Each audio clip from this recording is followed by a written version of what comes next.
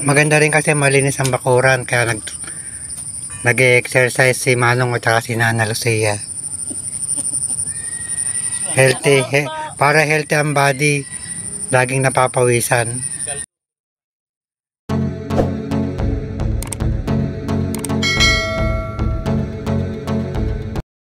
Welcome to my vlog.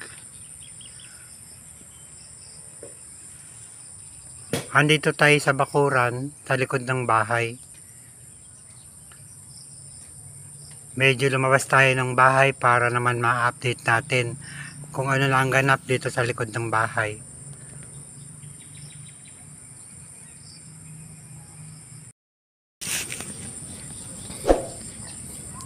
May bago ng tanim dito sa bakuran.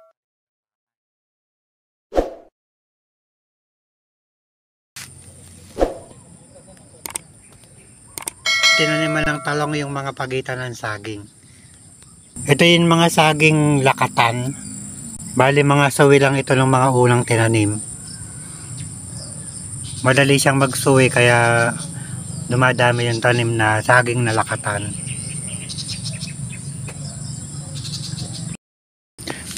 May mga bagong tanim din na kamatis. Mga ilang days na siyang naitanim. Kaya medyo buhay na rin. Ang mga kalamansi, ganoon pa rin, marami pa rin bulaklak. Hindi na ubusan ng bunga. May mga kasunod na naman.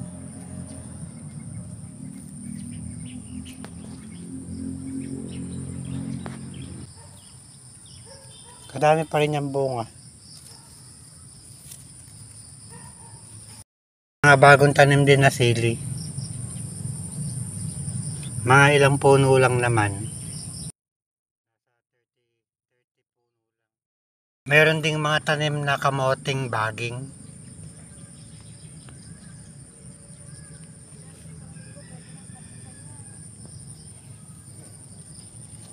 Malalaki na rin ang talbos. Pwede nang palagay sa sinigang na bangus.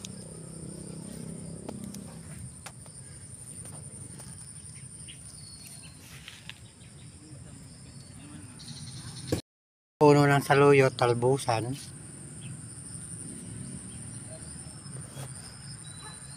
Hindi nga lang maagad kasi ang damo gawa ng naulan palagi.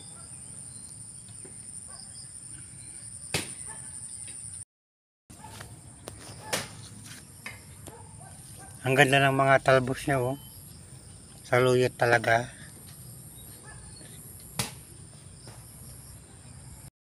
Yung dating tanim na talong, marami pa ding bunga. Tuloy-tuloy lang ang bunga.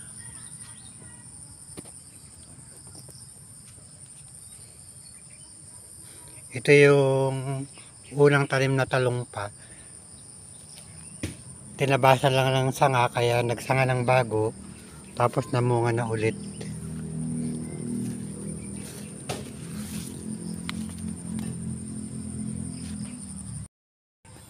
May ilang puno din ng gabi. Kaya pag magsisigang ng baboy, meron ng gabi rito or maggagata.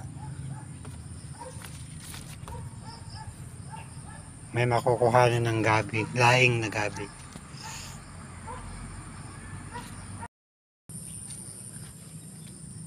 Ito naman ang luyang dilaw. Masyadong malago ang dahon. Pero malalaki na rin ang laman niya. Si Nana Lucia at saka si Manong, napakasipag maglinis ng taniman ng gulay.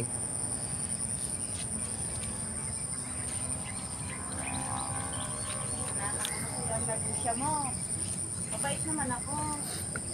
Oh, mabait naman talaga si Nana Lucia.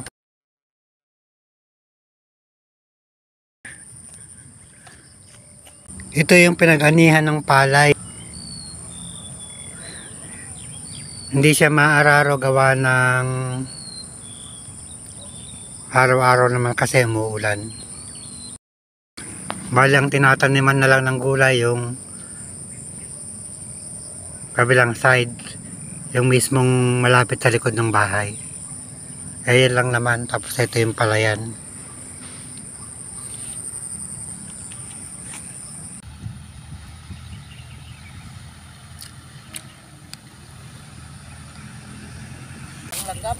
Ay, marami langgam.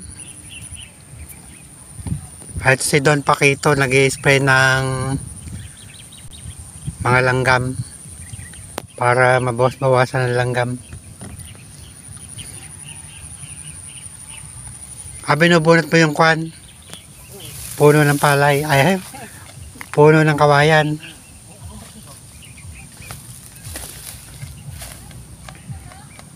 Sa gawing gitna kasi ng taniman ng palay, kaya binubunot yung puno. Maraming langgam kaya inisprayan para matodas ang mga langgam. Itong side lang nato ang nataniman ng gulay.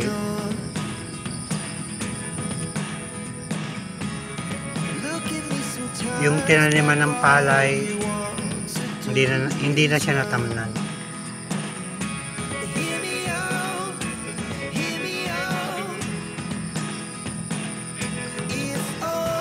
Medyo malinis naman na ng konti kahit pa paano nadadamuhan din ang ilalim ng mga saging.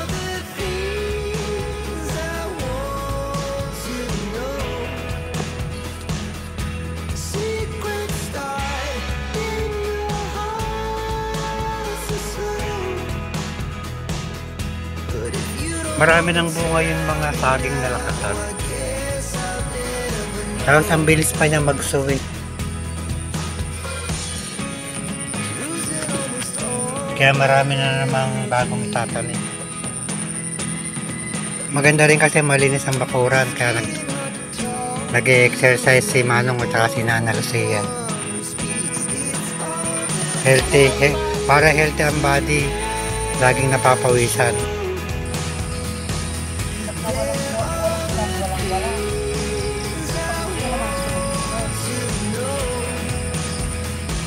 Pangit nga ang panahon, pabago-bago.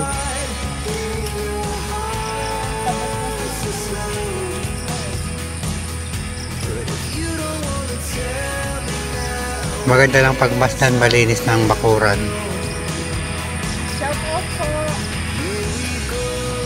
Dahil kay Manong at kay Nana Lucia. Nangunguha ng ano yan? Ano yan? Patanglad. Ano inom?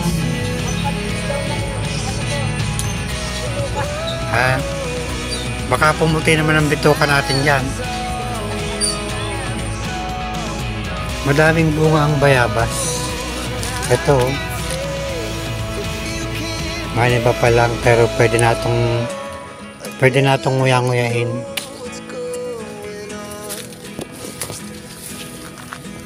Madami siyang bunga, kaya lang mga yan. Hindi pa mga hinog.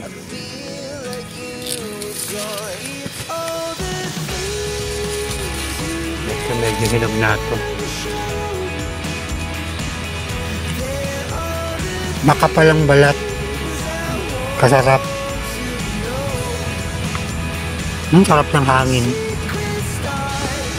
Lamig. Ang lamig ng paligid.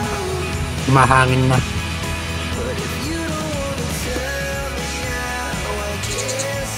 Till here. Thanks for watching.